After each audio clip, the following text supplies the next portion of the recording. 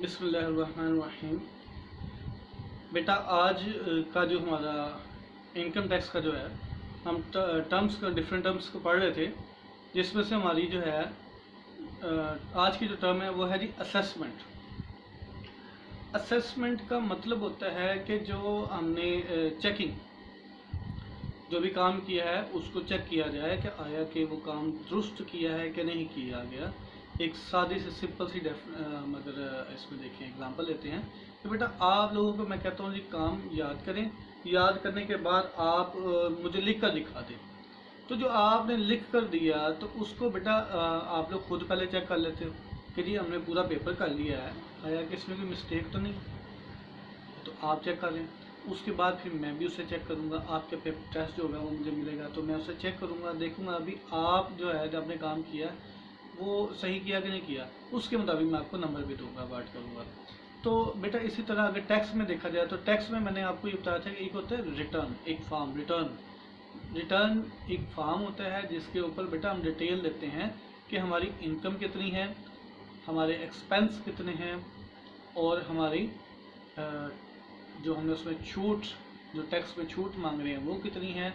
और बेटा इसके साथ साथ आप ये देख सकते हैं कि टैक्स की अमाउंट कितनी है वो उसमें लिखते हैं। तो अगर इन चीज़ों को देखा जाए तो बेटा आप जो रिटर्न जो जमा करवा देते हैं, एक बार जमा होगी उसके बाद आपको ये पता चल जाता है कि जी मुझसे मिस्टेक हो गई है, तो आप उसको ठीक कर लेंगे। या फिर डिपार्टमेंट वाले अगर वो देख लेंगे, जब वहाँ पे रिटर्न चले जमा हो जाएगी उसके बाद अगर वो देखते हैं तो वो ज़रूर वो भी इसको ठीक करने की कोशिश करेंगे, आपसे कहेंगे यहाँ मिस्टेक कैसे ठीक कर दें, या वो खुद उसे ठीक करेंगे। तो ये जो चेकिंग है, चाहे आप खुद कर रहे हैं चाहे वो आपका डिपार्टमेंट आपकी देख रहा है, अगर आप गलती नहीं निकाल सके तो डिपार्टमेंट ने आपकी मिस्टेक निकाल दी है, तो इसे हम नाम देते हैं असेसमेंट का। तो इसका सेक्शन है जी 2, सब सेक्शन इसका 5 है। तो हम इसकी डेफिनेशन बेटा आप ये देखें, जो भी मैंने डेफिनेशन आपको सेंड की है नोट्स के अंदर, जो इन्वर्टेड कॉमर्स में है वो आपने सेम वर्डिंग में आपने याद करनी है इसकी। तो असेसमेंट इंक्लूड, असेसमेंट इसके अंदर क्या शामिल है, प्रोविजनल असेसमेंट। प्रोविजनल का मतलब होता है बेटा आपका ये किसी ओकेजन के बेस पर कि सपोज के आप को ऑडिट करना है तो उस पर वो टैक्स वाले जो हैं वो आपको भेज देंगे, नोटिस भेजेंगे जी आपको ऑडिट करना है। तो ऑडिट में वो आपकी असेसमेंट की आपके काम की जो है पिछले साल 3 साल के लिए, 2 साल के लिए, 5 साल के जो आपने काम किया है उसकी असेसमेंट जो है वो की जाएगी।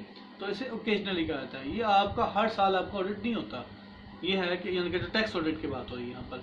टैक्स वाले कभी आप तो पूरे मुल्क में इतनी कंपनी हैं, इतने बिजनेस हैं, वो एक साल में सबको चेक तो नहीं कर सकते, लिहाजा वो कभी कुछ बंदों को चूज़ कर लेते हैं, कुछ इदारों को चूज़ कर लेते हैं, इनकी असेसमेंट हम करनी है, तो वो प्रोविजनल असेसमेंट कहलाती है। फिर बेटा रीअसेसमेंट है। रीअसेसमेंट कि आपने ये वही बात जो मैंने आपको एग्जाम्पल में समझाई है कि आप खुद अपने पेपर जब आप देते हैं, रिटर्न जमा करवाते हैं, तो जमा करवाते वक्त उसको देखते हैं कि जो मिस्टेक है, अगर कोई कमी पेशी रह गई है तो उसे हम फिल करने की कोशिश करते हैं। तो एक बार कर लिया, दोबारा पढ़ते हैं, दोबारा देखते हैं कहीं मिस्टेक तो नहीं है, तो दूसरी बार जब चेकिंग की जाती है उसको पढ़ा जाता है, देखा जाता है, उसे हम कहते हैं बेटा रीअसेसमेंट। री का मतलब दोबारा असेस करना इसको। अच्छा, अब उसके बाद अगली बात आती है, वो बेटा ये आती है कि अमेंडेड असेसमेंट। अमेंडेड का मतलब होता है चेंज शुदा, तब्दील की हुई। तो जब आपने यानी कि मिस्टेक निकल आई, चाहे वो आप पर्सन है आपने निकाली, आपने देख ली, तो उसे आप तब्दील करेंगे, उस अमाउंट को ठीक करने की कोशिश कर ठीक कर देंगे। तो ये ठीक किया इसका मतलब जो पहली असेसमेंट है वो बदल गई, उसमें तब्दीली आ गई, इसे हम अमेंडेड असेसमेंट कहेंगे। अच्छा, अगर ये डिपार्टमेंट है तो डिपार्टमेंट में इसे तब्दीली करेगा, मतलब जो बेसिक आपने असेसमेंट की हुई थी आपकी, उसके अंदर जो तब्दीली ले आते हैं वो आपकी बेटा कहलाती है amended assessment. And the cognate expression shall be construed accordingly. अच्छा बेटा आप ये ज़रा गौर करें कि आपने पूरा साल पढ़ा होता है, मैं इसकी एग्जांपल आपको स्टडी से दे देता हूँ। पूरा साल आपने पढ़ा होता है, पढ़ने के बाद आपके जो पेपर होता है वो एट द एंड जब साल ख़त्म हो जाता है फिर आप पेपर देते हो, तो उसके बाद हम आपकी आपकी पेपर की मार्किंग होती है, उसके बाद आपको अवार्ड नंबर अवार्ड किए जाते हैं। इसी तरह बेटा होता है कि बिजनेस पहले पूरा साल अपनी इनकम कमाता है, बुक्स ऑफ अकाउंट्स को मेंटेन करता है, साल ख़त्म हो गया, सपोज के हम एग्जांपल लेते हैं जी 2018 टू 2019, तो हमारा टैक्स ईयर शुरू होता है बेटा कि 1 जुलाई ऑफ 2018 से स्टार्ट हुआ था और 30 जून 2019 पे ख़त्म हो गया था। तो जिस दौरान हम लोगों ने ये काम किया वो है इनकम ईयर। अब 1 जुलाई 2019 से नया इनकम ईयर स्टार्ट हो गया और दूसरा इस 1 जुलाई 2019 में जो पिछला साल कंप्लीट हुआ है उसकी चेकिंग होंगी।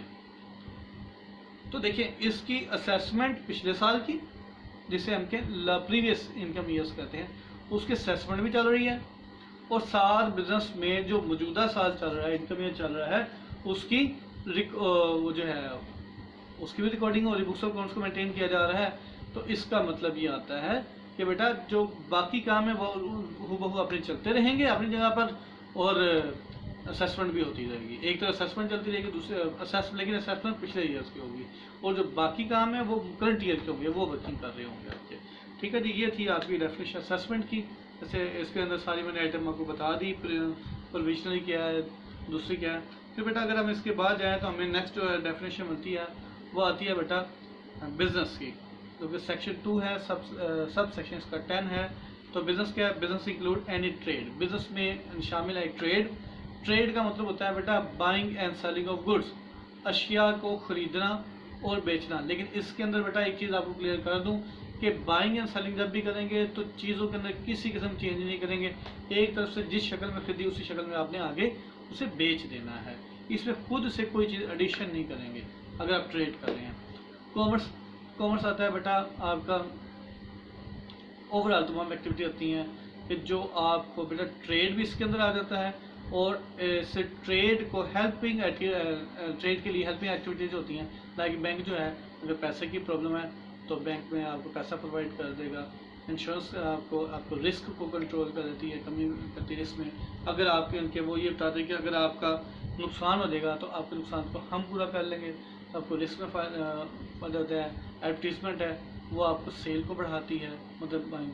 तो ये तमाम आइटम्स होती हैं जो आप एक पॉइंट ऑफ प्रोडक्शन में जो आइटम की चीज़ प्रोड्यूस की है वहाँ से लेकर अल्टीमेट कंज्यूमर तक पहुँचाने के लिए जितनी भी एक्टिविटीज, जितने भी काम शामिल होते हैं, एक्टिविटी जितनी भी शामिल है वो सारी की सारी हमारी कॉमर्स में आ जाती हैं।